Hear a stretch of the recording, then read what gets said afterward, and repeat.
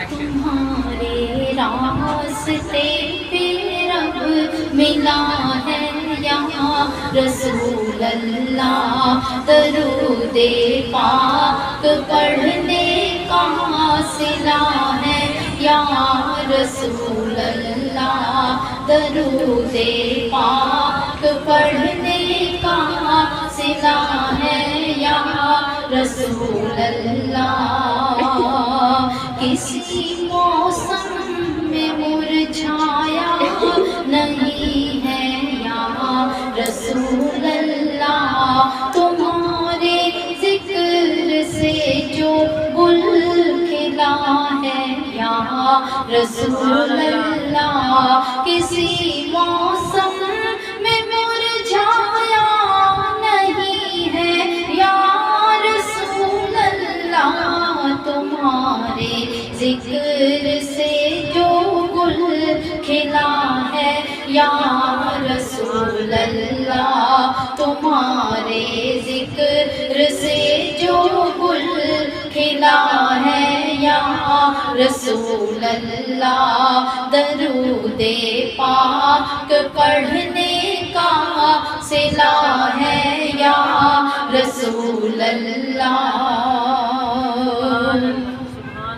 थपेड़े तुंद भी अल्लाह करीम की हम के साथ हम इस बरकत वाली महफिल का आगाज करते हैं कि दौलत हुस्न ते इलम जवानी कट्ठियां सदा नहीं रहंदे ने, आनियां जानियां शैयां उत्ते बहुता मान न करया कर। दौलत हुस्न ते इलम जवानी कट्ठियां सदा नहीं रहंदे ने, आनियां जानियां शैयां उत्ते बहुता मान न करया कर। लोकां कोलों डर डर जींदा लोकी की कर सकदे ने, लोकां कोलों डर डर जींदा लोकी की कर सकदे ने। जेड़ा सब कुछ कर सकदा उस रब सुच्चे तो डरिया कर। ते बंदे रब दे भेंदी होदे बंदियां पिछे जाई ना, रब दा भेग जे लेना होवे अपने अंदर वड़िया कर। लेकिन कहते हैं ना दिल दरिया समंदरों ढूंढे कौन दिलां दिया जाने हूँ। तो ये जो दिल है ना ये भी 7 तबक हैं, जैसे जमीन और आसमान 7 तबक हैं, ऐसे दिल के भी 7 परत हैं। और ये दिल अल्लाह फरमाता है जमीनों और आसमानों में कहीं समाता नहीं हूं मैं, लेकिन अपने मोमिन बंदे के दिल में। तो आप सोचें कि दिल की वसअत जमीन और आसमान से भी ज्यादा है ना। हमने तो इस बेचारे को सिर्फ एक धड़कने वाला आला समझ रखा है, जबकि इसकी हकीकत ये नहीं है।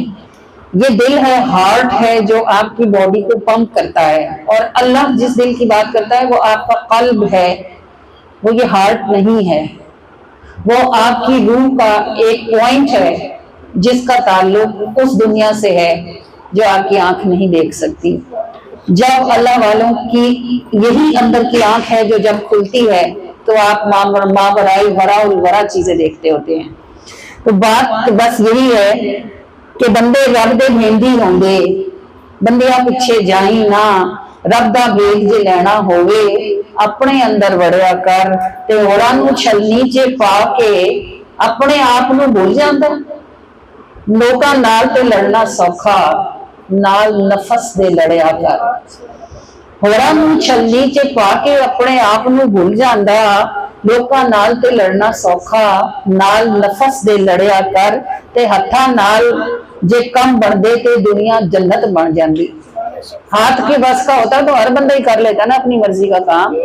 हत्थां नाल जे कम बनदे ते दुनिया जन्नत बन जाती। विचली गल जे समझे तू लेखां दियां लिखियां पढ़िया कर।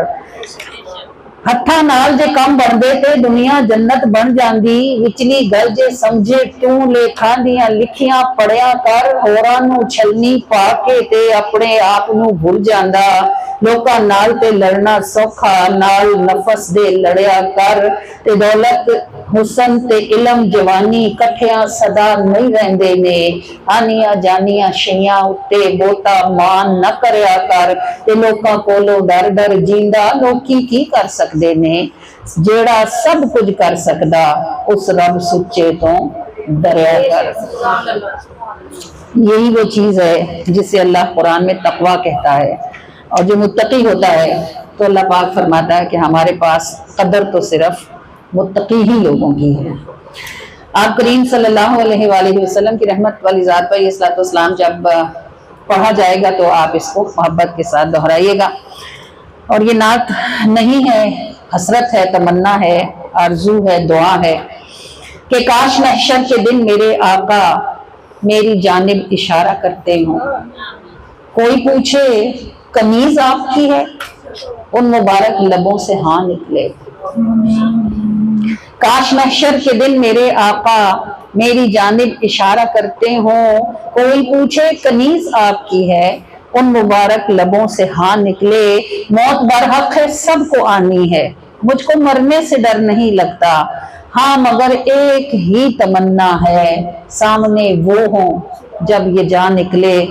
اور ہر گھڑی ساتھ تھے مگر اوجھل، دید کی چاہ میں عمر گزری، شوق نے ان کے راہ پر رکھا، مجھ پر مجھ سے بھی مہربان نکلے.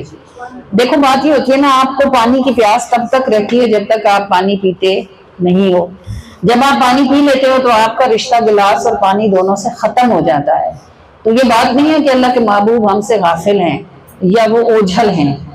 وہ اللہ قرآن میں فرماتا ہے کہ وہ تمہاری جانوں سے بھی زیادہ، نحنو اقرب، اپنے لیے تو کہتا ہے شہرک سے زیادہ قریب ہیں، اور محبوب کے لیے کہتا ہے لقد جاءکم رسول من انفسکم، وہ تمہاری جانوں سے بھی زیادہ تمہارے قریب ہے. جو تمہاری جان سے زیادہ تم سے قریب ہے اس کو دور نہ سمجھو. دیکھیں آپ کی آنکھوں کے سب سے زیادہ قریب جو چیز ہے وہ آپ کی ناک ہے. ہمیں ساری دنیا کے لوگوں کی ناک دکھتی ہے، اپنی نظر آتی ہے. وجہ کیا ہے؟ اس کا اور آپ کی آنکھوں کا ڈسٹنس نہیں ہے.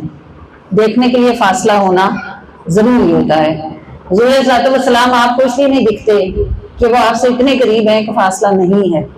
اس کا یہ مطلب نہیں ہے، اگر آپ انہیں نہیں دیکھ سکتے تو اس کا یہ مطلب نہیں ہے کہ وہ بھی آپ کو دیکھتے نہیں ہیں. اور یہی چاہ کہ کاش ہم انہیں دیکھ سکیں ہمیں درود پڑھنے پر اکساتی ہے. یہی شوق کہ کاش کبھی وہ زیارت عطا فرمائیں ہمیں ان کے راستے پہ چلاتی رہتی ہے. اور وہ ہم سے زیادہ ہم پر مہربان ہیں. انہیں پتہ ہے پیاس بجھ جاتی ہے تو گلاس اور پانی کا رشتہ ختم ہو جاتا ہے، لہٰذا وہ بھی جلوہ اسی لیے نہیں عطا فرماتے کہ لوگ ان کی محبت میں ان کے راستے پر چلتے رہیں. کہ ہر گھڑی ساتھ تھے مگر اوجھل، دید کی چاہ میں عمر گزری، شوق نے ان کے راہ پر رکھا، مجھ پہ مجھ سے بھی مہربان نکلے. دل کو اچھا ہی اتنا لگتا تھا جب نظر آتا چوم لیتے تھے، تھی محمد کی برکتیں ورنہ عمل سارے ہی رائے گاں نکلے. کاش محشر کے دن میرے آقا میری جانب اشارہ کرتے ہوں، کوئی پوچھے قمیض آپ کی ہے، ان مبارک لبوں سے ہاں نکلے. موت برحق ہے سب کو آنی ہے، مجھ کو مرنے سے ڈر نہیں لگتا، ہاں مگر ایک ہی تمنا ہے، سامنے وہ ہوں جب یہ جان نکلے. الصلاۃ والسلام علیکہ یا رسول اللہ وعلی آلک واصحابک یا حبیب اللہ. الصلاۃ والسلام علیکہ یا نبی اللہ وعلی آلک واصحابک یا نور اللہ. صلی اللہ تعالی علیہ وآلہ وسلم. فدا روحنا یا رسول اللہ، فدا روحی یا رسول اللہ صلی اللہ علیہ وآلہ وسلم. اعوذ باللہ من الشیطان الرجیم. میں اللہ کی پناہ مانگتی ہوں شیطان مردود لعین کے شر سے. بسم اللہ الرحمن الرحیم. شروع اللہ کے نام کے ساتھ جو بڑا مہربان ہے اور نہایت رحم کرنے والا ہے. الحمد للہ رب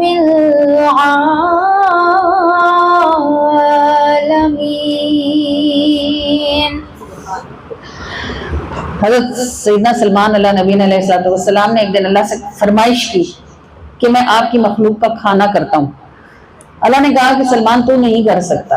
اور انہوں نے کہا باری تعالیٰ مجھے تو نے جن مسخر کر دیے ہیں تو میں جو چاہوں بنوا لوں گا، جتنا چاہوں بنوا لوں گا، تو اجازت دے دے.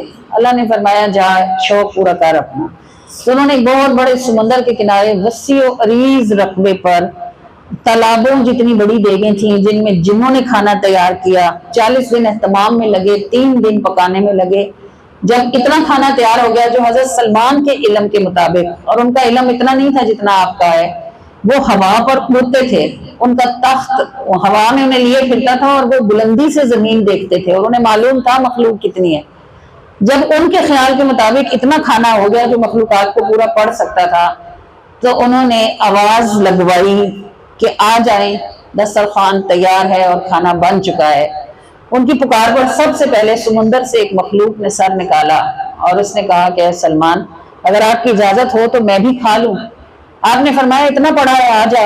وہ آگے بڑھی اور جتنا کھانا انہوں نے کل مخلوق کے لیے تیار کیا تھا وہ ایک ہی نوالے میں سب کھا گئی اور کہنے لگی، اے سلمان، میرا رب مجھے ہر روز 3 ایسے لقمے کھلاتا ہے، آج تیری میزبانی میں میں بھوکی رہ گئی ہوں۔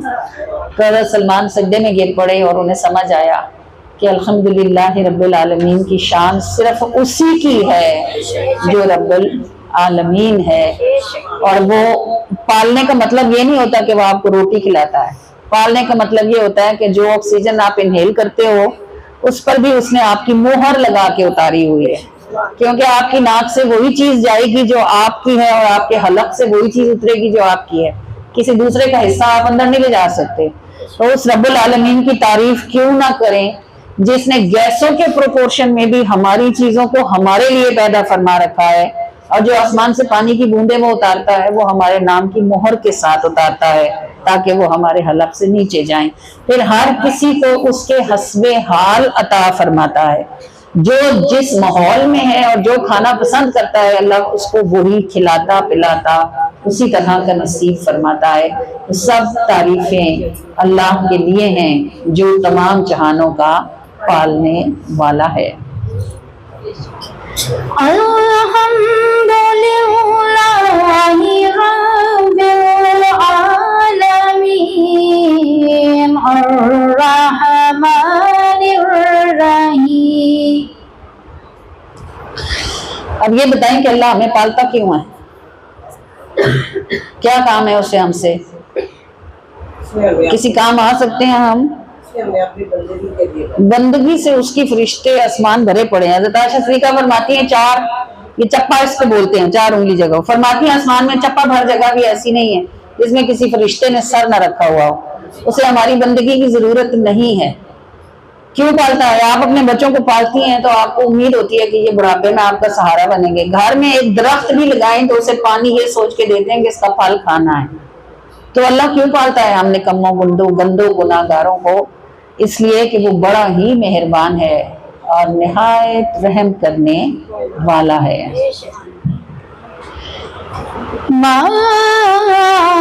مالک یوم الدین۔ اچھا، ہمارے ذہنوں میں اللہ کے تصور کی طرح یہ تصور بھی بڑا غلط ہے کہ قیامت کا دن ہوگا سزا ملے گی۔ قیامت کا دن سزا کا دن نہیں، قیامت کا دن جزا کا دن ہے۔ وہ جس نے ایئر کنڈیشن کمرے میں بیٹھ کر روزہ مکمل کیا ہوگا اور وہ جس نے تپتی دھوپ میں سڑک پر ریڑھی کے پاس روزہ پورا کیا ہوگا، دونوں کا ثواب برابر نہیں ہو سکتا۔ جزا کا دن آئے گا تو پتہ چلے گا نا کس کی کتنی مشقت ہے اور اس کی نیکی کی کتنی قیمت ہے۔ وہ جس نے ساری زندگی حرام ہی اٹھایا ہوگا اور نفس کو پالا ہوگا، بھلے اس نے 70 حج کیے ہوں، اور وہ جس نے ساری زندگی حلال میں نہایت تنگی سے گزاری ہوگی، دونوں کو آپ ایک دن میں نہیں کر سکتے، ان جسٹیفائی نہیں کر سکتے۔ اتنی ہی عمر چاہیے جتنی عمر میں کسی نیکی کرنے والے نے نیکی کی اور کسی گناہ کرنے والے نے گناہ کیا۔ دنیا میں یہ سیٹسفیکشن ہو ہی نہیں سکتی۔ اس لیے روز جزا ہے کہ ہر شخص ہر اس چیز کا ذرہ ذرہ دیکھے جو اس نے کمایا اور جو اس نے اٹھایا، اور اس دن کا مالک وہی ہے، نہ اس کے اذن کے بغیر کوئی سفارش چلے گی اور نہ ہی اس کی اجازت کے بغیر کوئی شفاعت ہوگی۔ یہ وہ دن ہوگا جب کافر کہے گا کہ اے اللہ مجھ سے میرا سارا مال لے لے، ایک سانس دے دے جس میں میں کلمہ پڑھوں، تو اللہ فرمائے گا آج کے دن قبول نہیں کیا جائے گا، اگرچہ تو زمین بھر سونا خیرات کیوں نہ کریں؟ إياك نعبد وإياك نستعين. اس کا ترجمہ بھی لوگ ایسے کرتے ہیں کہ ہم تیری ہی عبادت کرتے ہیں اور تجھ ہی سے مدد مانگتے ہیں، تو ہمارا کیا منہ ہے کہ ہم اس کی عبادت کریں؟ اگر اس نے ہمیں اپنی بندی بنا کے پیدا نہ کیا ہوتا تو ہمیں تو پتہ بھی نہ ہوتا کہ کوئی اللہ ہے۔ کیوں؟ دنیا میں کتنے مسلمان ہیں؟ اگر ٹوٹل آبادی 3 ارب ہے تو صرف 1 ارب مسلمان ہے، باقی 2 ارب کافر ہیں۔ تو ان 2 ارب لوگوں میں ہم بھی ہوتے اگر ہم کسی مسلم کے گھر پیدا نہ کیے جاتے۔ تو اس کا ترجمہ یہ نہیں بنتا کہ ہم صرف تیری عبادت، اس کا ترجمہ یہ بنتا ہے کہ اے اللہ تیری دی گئی توفیق سے ہم تیری عبادت کرتے ہیں، اور یہ تیرا ہم پر فضل ہے کہ ہم مدد کے لیے تجھ ہی کو پکارتے ہیں۔ اهدنا الصراط المستقيم صراط الذين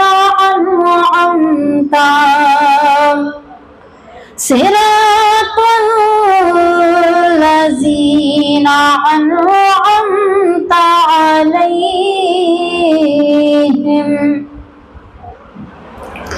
جب کوئی سخی کسی فقیر کو اس کی اوقات سے زیادہ دے دیتا ہے نا، تو جو فقیر ہوتا ہے وہ دلیر ہو جاتا ہے، اور وہ کہتا ہے اس نے تو مجھے بغیر مانگے اتنا دے دیا، اب اگر مانگ لوں گا تو کیوں نہ کرے گا، ضرور ہی دے گا۔ جب اس نے ہمیں اپنی بندگی میں داخل کیا اور ہمارا رب ہونا اس نے گوارا کیا، ہمارا منہ اس قابل نہیں تھا، اس نے ہم پہ رحمت کی کہ اس نے ہمیں اپنی بندی بنایا اور خود ہمارا رب ہوا، تو پھر ہمیں ہمت ہوئی اور ہمیں کہا گیا کہ اب تم یہ کہو کہ اے میرے پروردگار، اگر تو نے مجھے ایمان کے ساتھ دنیا میں بھیجا ہے تو اس کی سلامتی کے ساتھ پلٹنے کی توفیق عطا فرمانا۔ اہدنا الصراط المستقیم، ہم کو ہدایت والے رستے کا مسافر فرما دے۔ اور صراط مستقیم پر کون لوگ ہیں؟ انعمت علیہم، وہ لوگ جن پر تو نے انعام کر رکھا ہے۔ اچھا، ہم کیا سمجھتے ہیں کہ انعام جو ہوتی ہے وہ کوئی بڑی چمکدار سی، بڑی خوبصورت سی اور بڑی خوش شکل سی کوئی چیز ہوتی ہے، جو بہت اچھا کھاتا ہے، بہت اچھا پہنتا ہے، بہت اچھے گھر میں رہتا ہے، جس کی بڑی لگژریس گاڑی ہوتی ہے، جو برانڈڈ چیزیں یوز کرتا ہے، ہم سمجھتے ہیں اس پہ اللہ کا انعام ہے، اور وہ بھی بدبخت اپنے دروازے کے باہر لکھا لیتا ہے ھذا من فضل ربی، بھلے اس نے 70 لوگوں کی زمینیں دبائی ہوئی ہوں اور بھلے ہزاروں لوگوں کا حصہ ہڑپ کر گیا ہو۔ جب وہ 70، دیکھو میری بات سنو، واصف علی واصف فرماتے ہیں کہ گناہگار بندہ جو لوگوں کا حق مار کے حج کرنے جاتا ہے، اس میں اور شیطان میں کوئی فرق نہیں ہوتا، کیونکہ وہ اپنے گناہ پہ جا کر اللہ کے سامنے کھڑا ہو جاتا ہے، دو بدو ہوتا ہے اس کے، اور کہتا ہے تو کیا میرا بگاڑ لے گا، میں آ گیا ہوں حج کر۔ بھئی جس بندے کو خوف ہو کہ میں اللہ کے گھر جانے لگا ہوں تو وہ کیا کرتا ہے؟ جانے سے پہلے اپنی ساری کوتاہیوں کو درست کرتا ہے، معافیاں مانگتا ہے، توبہ کرتا ہے، نفلیں پڑھتا ہے، لوگوں کے حق واپس کرتا ہے، بخشواتا ہے، پھر حج کرنے جاتا ہے، کیونکہ اسے خوف ہوتا ہے کہ میرا رب، میں کیسے، کس منہ سے اللہ کس گھر جاؤں گا۔ تو جو ان ساری چیزوں سے مبرہ ہو کے ویزا لگواتا ہے، VIP پیکج اٹھاتا ہے اور چلا جاتا ہے، وہ کیا کرتا ہے؟ وہ سیدھا سیدھا اللہ کے گھر جا کے کہتا ہے میں آیا ہوں، کیا کرے گا؟ یہ حج نہیں ہوتا، یہ بہت بڑا گناہ ہوتا ہے۔ اللہ پاک فرماتے ہیں کہ تم مجھ سے مانگو کہ اے ہمارے رب ہمیں ان لوگوں کا رستہ عطا فرما دے جن پر تو نے انعام فرما رکھا ہے، اور اللہ کا انعام جن لوگوں پر ہے یہ لوگ آپ کو کبھی بھی بڑے فلرش نہیں ملتے، جن کے پاس دنیا بہت تھوڑی ہوتی ہے، ان کے پاس کوئی چیز ایسی نہیں ہوتی جو آپ کی نظر میں آئے، لیکن یہ وہ لوگ ہوتے ہیں جن کا دل اللہ نے سکون سے بھرا ہوا ہوتا ہے، ان کے پاس بیٹھ کے لوگوں کو چین ملتا ہے، ان کی صحبت میں بیٹھ کر دلوں کو اللہ کی یاد آتی ہے۔ یہ وہ لوگ، خال ان میں حضرت عثمان غنی جیسے بھی ہوتے ہیں، لیکن اکثریت حضرت ابو ہریرہ جیسے لوگوں کی ہوتی ہے جو بالکل مالی لحاظ سے فقیر ہوتے ہیں، لیکن اللہ تعالیٰ نے ان کو دنیا اور آخرت کی ہر نعمت کے ساتھ نواز رکھا ہوتا ہے۔ تو جب آپ یہ دعا کرتی ہیں تو اپنے ذہن کا کنسپشن درست کر کے دعا کیا کریں۔ آپ اللہ سے یہ کہتی ہیں کہ ہمارے پروردگار ہمیں ان لوگوں کا راستہ چلنے کی توفیق عطا فرما جنہوں نے تیرے لیے تجھے اختیار کیا اور انہوں نے دنیا سے اپنے ہاتھ اٹھا لیے اور اسے ہم پر آسان فرما دے۔ غیر المغضوب علیہم ولا الضالین۔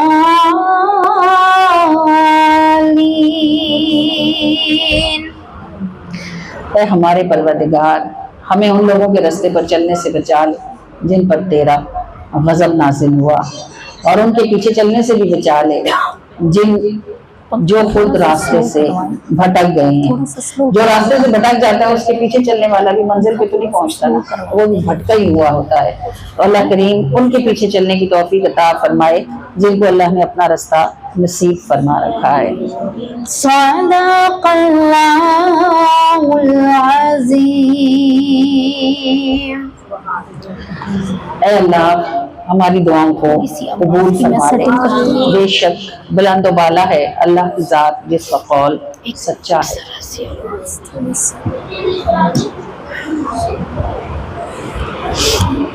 تھوڑی سی گونج رہی ہے؟ نہیں، تھوڑی سی کھول لی ہے میں نے۔ آپ کی ہم کون سی تھی؟ رب مجھ سے ناراض نہیں۔ ہماری زمین پر عورتوں کی دنیا میں جس عورت نے اپنی زندگی میں اللہ پر سب سے بڑا توکل کر کے اس توکل کی مثال قائم کی، جس کے توکل کو عبادت بنا دیا گیا، وہ سیدنا ہاجرہ ہیں۔ جب حضرت ابراہیم کا کرتا انہوں نے پیچھے سے پکڑا اور ان سے کہا کہ اس چھوٹی سی جان کو اس لق و دق وادی میں کس کے سہارے چھوڑ جاتے ہیں، تو حضرت ابراہیم کو اللہ کی طرف سے حکم تھا کہ انہوں نے بات نہیں کرنی، وہ خاموش رہے۔ انہوں نے پھر کرتا کھینچا اور کہنے لگی بتائیں تو صحیح، مجھے اللہ کے حکم سے چھوڑ کے جاتے ہیں۔ تو حضرت ابراہیم نے صرف گردن ہلائی اور حضرت ہاجرہ نے ان کا کرتا چھوڑ دیا۔ اب فرمایا اگر میرے رب نے بھیجا ہے تو وہ مجھے ضائع نہیں کرے گا۔ اب آپ سوچیں ایک اکیلی عورت جس کا ایک فیڈنگ بیبی ہو، جس کے پاس صرف ستو کی ایک تھیلی ہو اور ایک مشکیزہ پانی کا ہو، اور وہ اس صحرا میں جہاں پتا بھی نہ اگتا ہو، درخت تو سائے کے لیے دور کی بات ہے نا، پتا بھی نہ اگتا ہو، اور وہ عرب کی رہنے والی، اس کو پتا ہے کہ جب سورج نکلے گا دن میں تو گرمی کا عالم کیا ہوگا۔ شام کو وہ چھوڑ کے گئے، رات انہوں نے گزار لی ہوگی، دن کیسے گزارا ہوگا، کیا کیا ہوگا اس ریت میں، اور وہ جو ان کے دل کا بھروسہ تھا کہ اللہ مجھے ضائع نہیں کرے گا، اس بھروسے کے ساتھ بھی ان کو آزمایا گیا۔ جب وہ پہاڑی کے اوپر چڑھی اور جب وہ پہاڑی سے نیچے اتری، اور پہلے چکر میں نہیں، دوسرے میں نہیں، 7ویں چکر میں جب کسی انسان کی بس ہو جاتی ہے، اللہ کی رحمت آگے بڑھ کے اس کو تھام لیتی ہے۔ جن کو انعام ملتا ہے، ایسا ملتا ہے کہ رہتی دنیا تک رہتا ہے، ان کی آزمائش بھی ایسی ہی ہوتی ہے۔ پھر حضرت ہاجرہ سے پورا اللہ نے شہر مکہ آباد کرایا ایک عورت کے توکل سے، اور دنیا کے ہر نبی کو بھی حکم ہوا کہ جب تک تم صفا مروہ کے درمیان دوڑو گے نہیں، اس وقت تک نہ تمہارا حج پورا ہوگا نہ تمہارا عمرہ۔ تو عورتوں کو اس بات کی سمجھ ہی نہیں آتی کہ وہ کیا ہیں، اللہ نے انہیں کیوں بنایا اور وہ کہاں تک جا سکتی۔ کہنے کو تو ابراہیم خلیل اللہ ہیں، لیکن اللہ تعالیٰ نے سنت حضرت ہاجرہ کی زندہ فرمائی ہے، اور کیوں فرمائی ہے؟ صرف ان کے اس لمحے کے بھروسے پر جب انہوں نے ابراہیم کا کرتا چھوڑ کر اللہ کی رحمت کے دامن کو تھام لیا۔ تو آپ کو بتاتا یہ ہے کہ وقت اور حالات کتنے ہی مشکل کیوں نہ ہوں، چیزیں بالکل ناممکن ہوں، رات گہری تاریک ہو اور دن آگ برساتا ہوا ہو، پھر بھی اس بات پر یقین رکھیں کہ اللہ میرے ساتھ برا نہیں کرے گا۔ اور یہ جو اللہ آپ کو کہتا ہے کہ جیسا تم مجھے سوچو گے، گمان کرو گے، میں تمہارے لیے ویسا ہوں، آپ کو کیوں کہتا ہے؟ حضرت ہاجرہ بھی تو گمان کر سکتی تھی نا کہ اللہ تعالیٰ مجھے ضائع کرنا چاہتا ہے، میرے بچے کو مارنا چاہتا ہے، ہم تو بھوک سے مر جائیں گے، پیاس سے مر جائیں گے، دھوپ سے مر جائیں گے۔ انہوں نے کہا اللہ مجھے ضائع نہیں کرے گا، تو اللہ نے ان کے اس توکل پر ان کے لیے ایک پوری دنیا آباد کر دی اور ان کے عمل کو عبادات کا حصہ بنا دیا۔ تو آپ کو صفا اور مروہ کا دوڑنا یہ سکھاتا ہے کہ دامن صرف اللہ کا تھامے، باقی سب اسباب اور وسائل ہیں، اور اللہ تعالیٰ ایک سے زیادہ اسباب اور وسائل مہیا کرنے کی شان رکھنے والا ہے۔ ایمان کو پختہ کریں، اس بات پر کھڑی ہو جائیں کہ اگر آپ پر کوئی مشکل آپ کی غلطی کی وجہ سے نہیں، اللہ کی طرف سے آزمائش بن کے آئی ہے، تو اللہ تعالیٰ آپ کو یہاں سے نکال کے کہیں کھڑا کرنا چاہتا ہے، وہ آپ کو کچھ دینا چاہتا ہے، اور یہ آپ کا ٹیسٹ ہے۔ اگر آپ اس ٹیسٹ میں کھڑے ہو جاتے ہو اور اسے پاس کر جاتے ہو تو اس کے پیچھے کوئی ایسی نعمت ہوگی جو آپ ہی کو ملنی ہے، آپ کے سوا کسی اور کو نہیں ملنی ہے۔ ہماری خواتین مرضی کا سوٹ بھی نہ ملے نا تو وہ اس پہ بھی موڈ خراب کر لیتی ہیں، اس پہ بھی ہنگامہ کرتی ہیں، شور ڈالتی ہیں۔ خدا کی بندیوں، جس اسٹیٹس سے آپ لوگ بلانگ کرتے ہو، آپ کے پاس دنیا کی 90% عورتوں سے زیادہ آسائشیں موجود ہیں۔ آپ جس اسٹیٹس میں موو کرتے ہو، آپ سب سے زیادہ ذمہ دار ہو کہ آپ اللہ کا شکر ادا کرو۔ آپ پر سب سے زیادہ ذمہ داری ہے کہ آپ اپنے بچوں کو دنیا کے شکر گزار ترین بچے بناؤ۔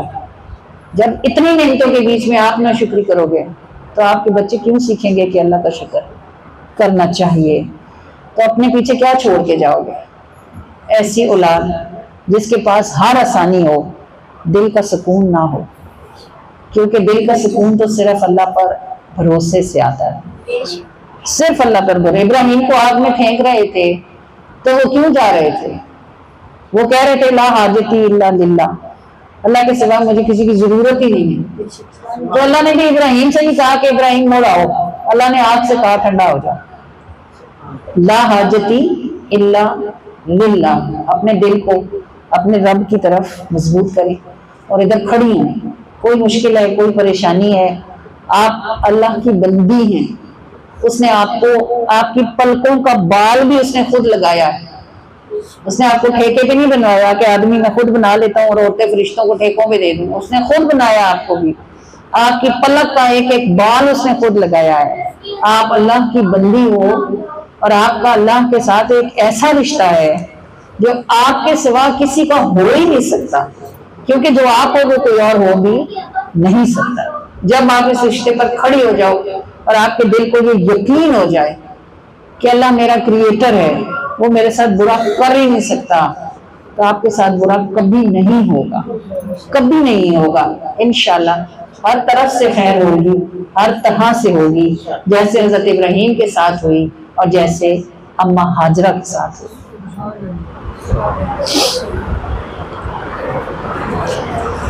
اللہ اللہ اللہ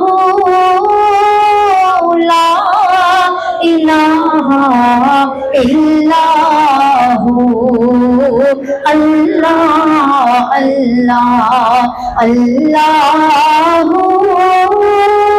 لا الہ الا ہو۔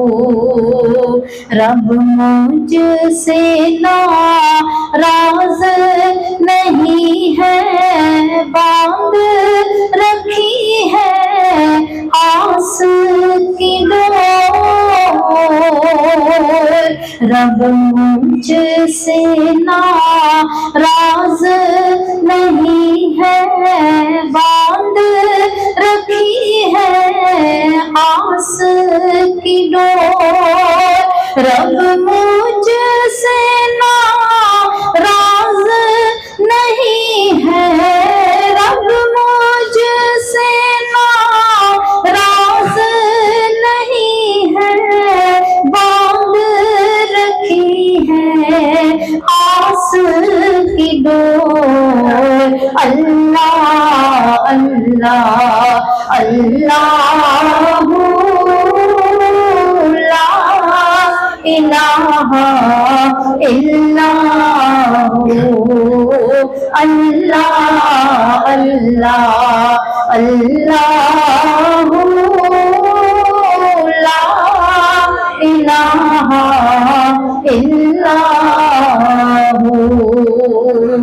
اس کی ہو کر جیوں مروں میں دنیا میرا پیچھا چھوڑ، اس کی ہو کر جیوں مروں میں دنیا میرا پیچھا چھوڑ، جانے عالم کے صدقے، جانے عالم کے صدقے اللہ میری مشکل توڑ، اللہ اللہ اللہ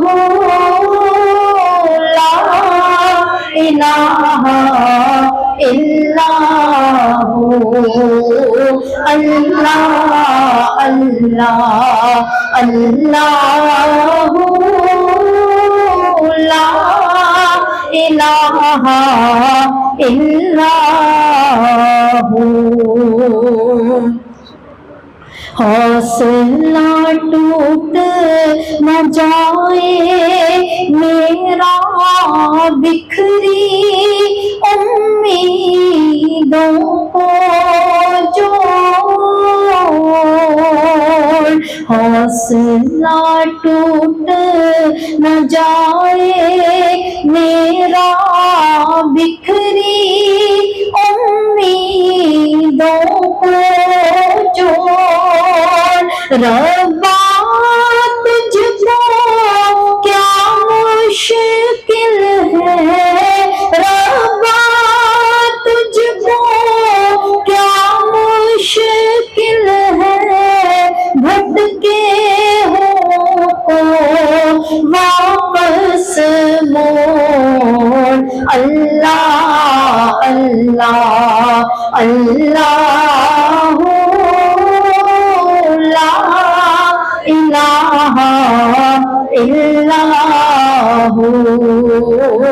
اللہ اللہ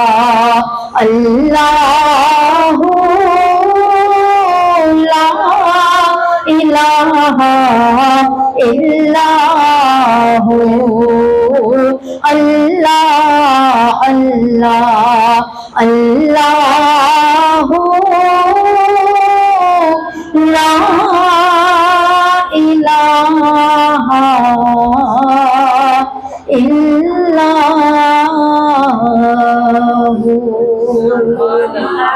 آقا کا میلاد ہے لوٹ لو آج، آقا کا میلاد ہے لوٹ لو، رحمتوں کے خزینے ہیں بٹنے لگے، رحمتوں کے خزینے ہیں بٹنے لگے،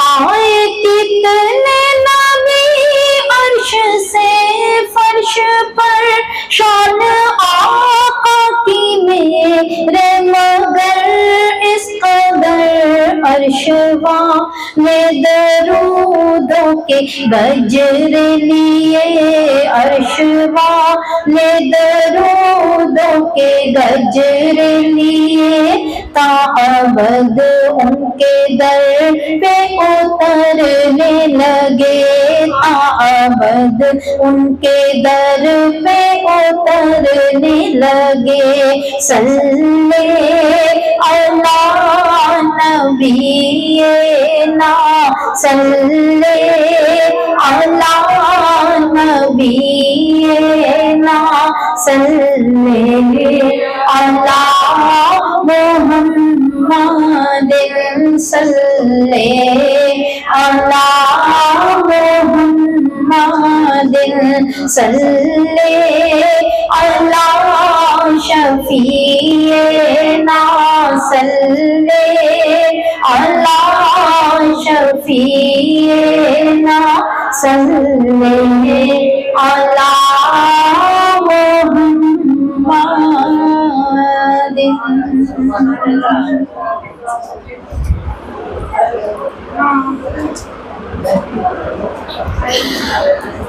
یہ جو محبت ہوتی ہے یہ دوری نہیں مانگتی، محبت کو وصل چاہیے ہوتا ہے، یعنی جسے آپ پیار کرتے ہیں آپ کا دل کرتا ہے وہ آپ کے پاس ہو، دور نہ ہو، دوری صحیح نہیں جاتی۔ یہ جن ماؤں کے بیٹے باہر چلے جاتے ہیں نا نوکریاں کرنے کے لیے، صرف انہیں کے دل جانتے ہیں کہ وہ ہزاروں خوشیوں میں بھی غمگین ہوتی ہیں کہ وہ ان کا بیٹا اس خوشی میں شریک نہیں ہوتا۔ گھر میں بہت موسم آتے جاتے ہیں لیکن صرف ماں کو پتہ ہوتا ہے کہ جدائی کی تکلیف کیا ہوتی ہے۔ جی یہی چاہتا ہے کہ بچے آنکھوں کے سامنے ہی رہیں کیونکہ ہم ان سے محبت کرتے ہیں نا۔ یہ سمجھنے کے لیے ایک مثال ہے کہ محبت دوری نہیں مانگتی، محبت قرب مانگتی ہے۔ نبی پاک صلی اللہ علیہ وآلہ وسلم سے ابو بکر نے عشق کیا، عمر نے عشق کیا، دونوں حضور کے روضے میں حضور کے ساتھ ہی ہیں۔ خواجہ نظام الدین اولیاء کے ساتھ امیر خسرو نے عشق کیا، امیر خسرو اور نظام الدین اولیاء کا مزار ایک ہی احاطے میں ہے۔ کبھی آپ نے سوچا کہ مکہ اور مدینہ ایک دوسرے سے اتنے فاصلے میں کیوں ہیں؟ کم و بیش پنڈی سے لاہور جتنا فاصلہ ہے مدینے اور مکے کے درمیان، 4 سے 5 گھنٹے اچھی سپیڈ پر لگتے ہیں اگر آپ مدینے جائیں مکہ سے تو۔ اور اللہ قادر قدیر ہے، چاہتا تو صحن حرم میں ہی اس سے پہلے بھی 70 انبیاء کرام کی قبریں ہیں مطاف میں، اما ہاجرہ کی اور حضرت اسماعیل علیہ السلام کی قبر بھی مطاف میں ہی ہے، تو نبی پاک کی بھی ہو سکتی تھی، تو اتنا دور کیوں کیا مدینے کو؟ ایک تو یہ سوال ہے، اور ایک سوال یہ ہے کہ اللہ تعالیٰ قادر مطلق ہے، جو حکم نازل کر دیتا ہے وہ فرض ہو جاتا ہے، پابندی ہو جاتی ہے۔ اس نے آپ کو قرآن میں کہا اقیموا الصلاۃ، پڑھیں نماز، نہیں پڑھیں گے تو آپ گناہ گار ہوں گے۔ اس نے آپ سے کہا ہے کہ آپ روزہ رکھیں، اگر آپ نہیں رکھیں گے تو گناہ گار ہیں۔ اس نے کہا ہے حج کریں استطاعت کے ساتھ، اب جو استطاعت رکھتے ہوئے حج نہ کرے تو نبی کریم صلی اللہ علیہ وسلم فرماتے ہیں وہ یہودی مرے یا نصرانی، ہمارے سے اس کا کوئی تعلق نہیں، اتنی سختی ہے۔ یہ بتائیں کہ اللہ نے میلاد فرض کیوں نہیں کیا؟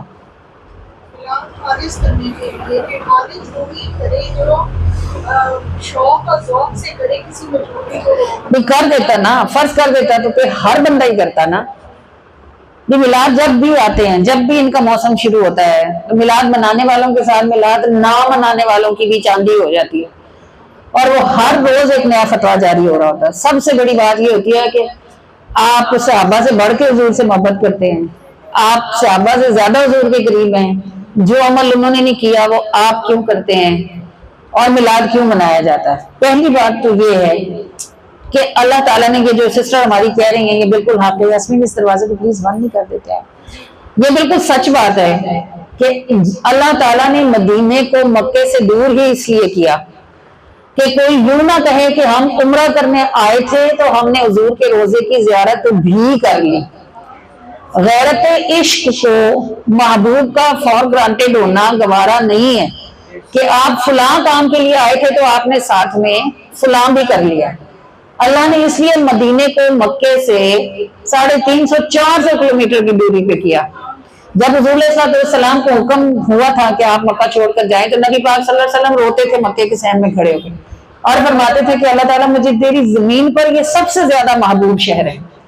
اب ایک چیز محبوب کو پسند ہے اور پھر وہاں سے محبوب کو ہٹایا جا رہا ہے، اس لیے کہ آنے والے زمانوں تک، رہتی دنیا تک، مکے وہ جائے گا جس نے فرض ادا کرنا ہوگا، مدینے وہ جائے گا جس نے رسول اللہ کی محبتوں کا قرض ادا کرنا ہوگا۔ یہ جس کو محبت ہوگی وہی مدینے جائے گا، جس کو نہیں ہوگی وہ نہیں جائے گا۔ اور یہی صورتحال میلاد کی ہے۔ اگر فرض ہو جاتا تو سب ہی مناتے، لیکن ناک چڑھاتے، منہ بناتے، گنجائش نہیں تھی، بہت مشکل تھی، بڑی تنگی تھی۔ اس دفعہ تو میں بہت مشکل ہو رہا تھا، کام کرنے والا نہیں تھا، فلانا، ہر بندہ مناتا، فرض جو تھا پتہ تھا نہیں منائیں گے تو گناہ ہوگا، لیکن منانے کے بعد باتیں بناتے، اس لیے اللہ نے اس کو چھوڑ دیا، بتا دیا قرآن میں کہ میں بھی مناتا ہوں، محبوب کا میلاد میں نے بھی منایا۔ کیوں؟ آپ کو صحیح کتابوں میں روایات ملتی ہیں کہ جس رات نبی کریم کی پیدائش ہوئی اس رات جبرائیل 3 جھنڈے لے کر اترے، ایک جھنڈا بیت المقدس پہ لگایا، ایک جھنڈا طور پہ لگایا اور ایک جھنڈا مسجد اقصیٰ پہ لگایا، اور اس رات ستارہ احمد طلوع ہوا۔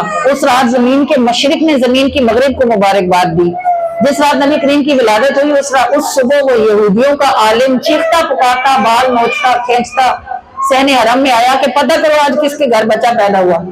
2-3 کے نام بتائے. اس نے کہا نہیں، جس بچے کی میں بات کرتا ہوں وہ یتیم ہے. تو لوگوں نے کہا عبد المطلب کا پوتا ہوا ہے، عبداللہ کا بیٹا. اس نے کہا واللہ آج نبوت اور پیغمبری اسرائیلیوں سے نکل گئی اور یہ اسماعیلیوں میں داخل ہو گئی. اور اپنے سر کے بال نوچتا تھا. جو اہل علم تھے انہیں پتا تھا کہ آج رات کیا ہوا ہے. میلاد تو اللہ نے بھی منایا. پھر صحابہ کرام سے لوگ کہتے ہیں حضور نے کدھر میلاد منایا. صحابہ نے کہاں میلاد منایا، خود حضور نے منایا. جب نبی پاک صلی اللہ علیہ وسلم سے پوچھا گیا کہ آپ ہر پیر کا، یہ صحیح حدیث ہے، بخاری کی حدیث ہے، پوچھا گیا کہ آپ ہر پیر کا روزہ کیوں رکھتے ہیں؟ 2 باتیں ہوئی تھی پیر کے دن. ایک قرآن پہلی بار پیر کے دن نازل ہوا تھا اور ایک نبی پاک کی ولادت مبارکہ. تو حضور نے قرآن کا ذکر نہیں کیا، بعد میں کیا. پہلے کہا فیہ ولدت، اس دن ہماری پیدائش ہوئی. تو نبی پاک تو ہر پیر کو اپنا روزہ رکھ کے اپنا میلاد مناتے تھے. صحابہ کرام نے جو اصل میں آپ اس بات کو سمجھیں کہ میلاد ہے کیا. میلاد نبی سے محبت کا اظہار ہے. اس لفظ میلاد کو لوگوں نے لے کے اس کا جو ہے وہ پتہ نہیں اس کو کیا سے کیا بنا دیا ہوا ہے. اس لفظ میلاد نبی کا مطلب ہے کہ انہی کے گھر جگمگا رہے ہیں جنہیں اپنے نبی سے پیار ہوا. بس انہی کے لیے اللہ پاک نے یہ نعمتیں نصیب فرمائی ہیں نا. جنہوں نے تھاما نبی کے دامن انہی کے گھر جگمگا رہے ہیں.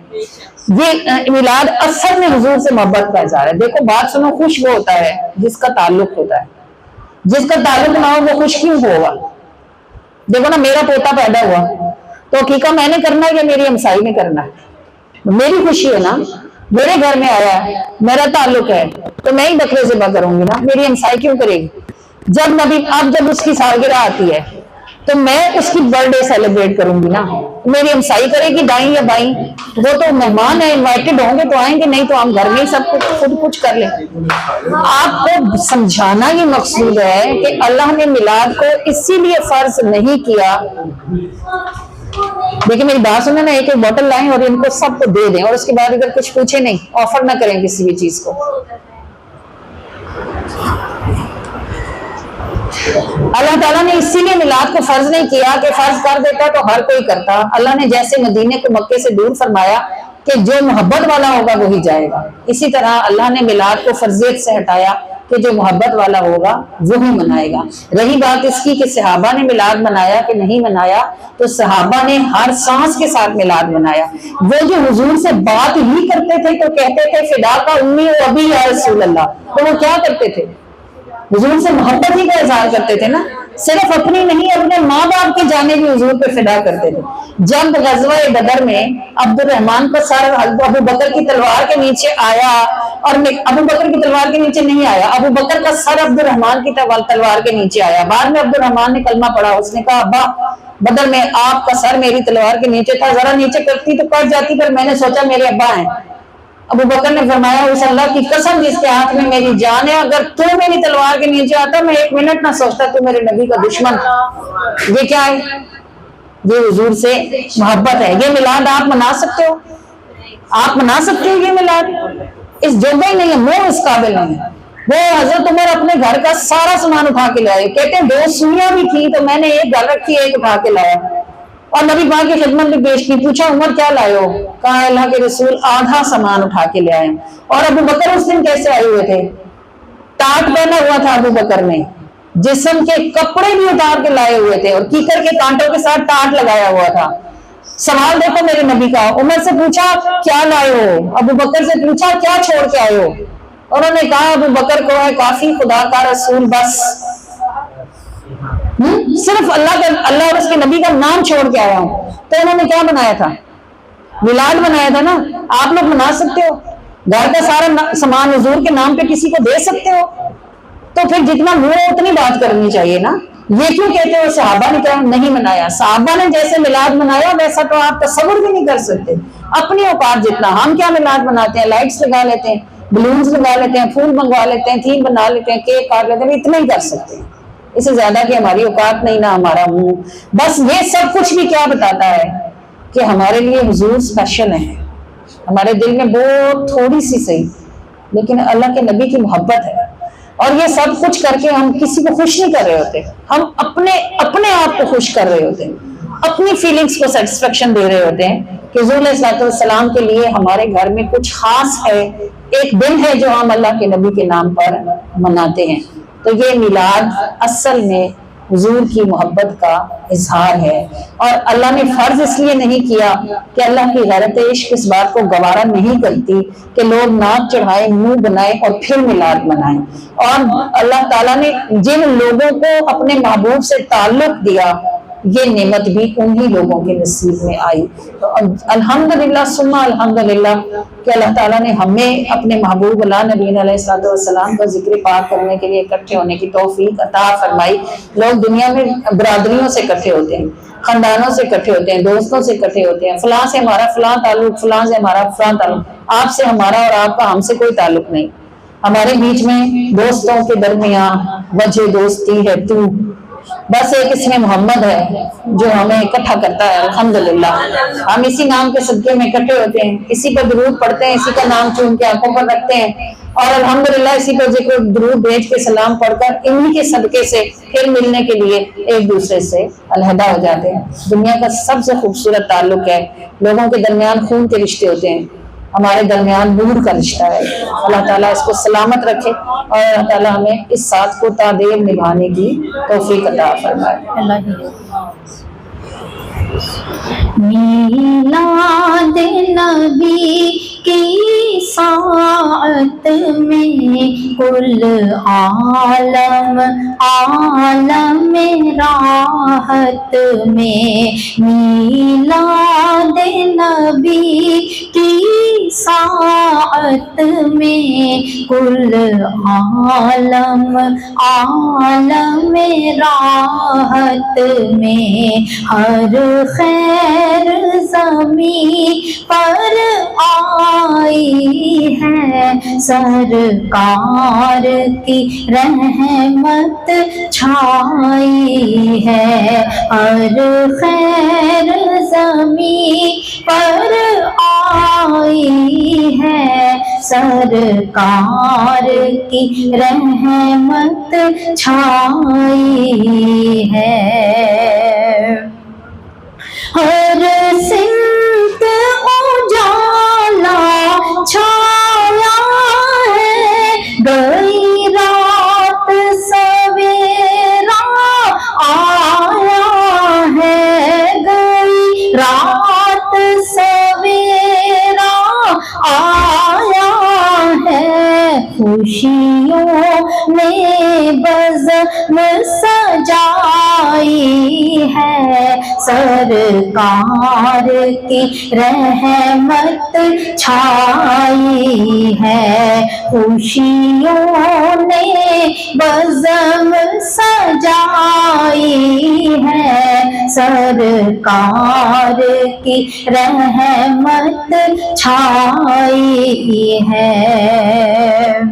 کعبے کو قبلہ ہاتھ آیا, کعبے کو قبلہ ہاتھ آیا, محبوب خدا کا ساتھ آیا, محبوب خدا کا ساتھ آیا. سجدے کو جبین جھکائی ہے, سرکار کی رحمت چھائی ہے. سجدے کو جبین جھکائی ہے, سرکار کی رحمت چھائی ہے. ہر خیر زمین پر آئی ہے, سرکار کی رحمت چھائی ہے. سب نوری عید مناتے ہیں, سب نوری عید مناتے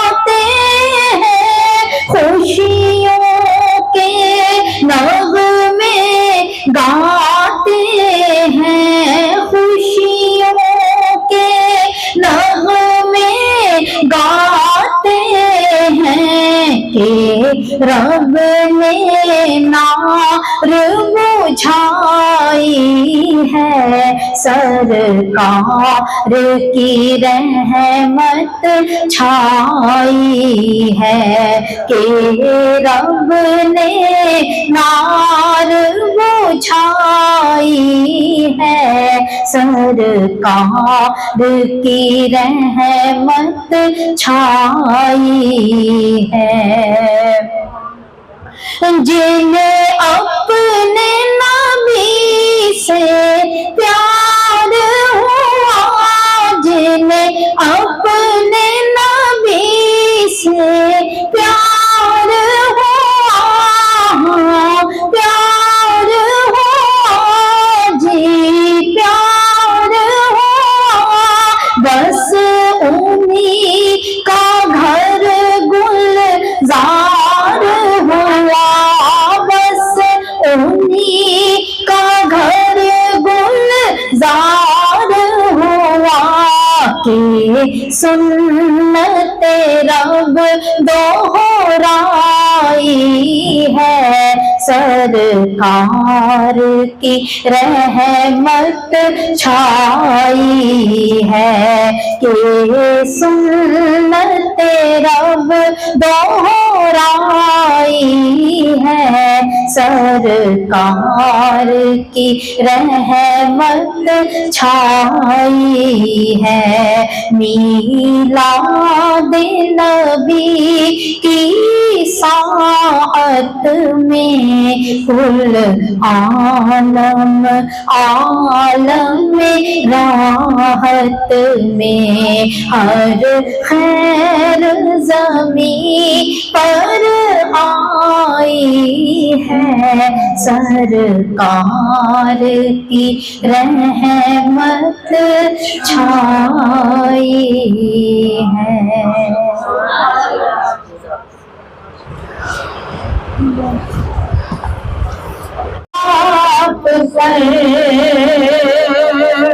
آپ جیسا دوسرا رب نے بنایا ہی نہیں، وہ احد ہے آپ واحد ہو، سلام آپ پر، وہ احد ہے آپ واحد ہو، سلام آپ پر، او سلام آپ پر، او سلام آپ پر، میرے جینے کے سامان، او سلام آپ پر،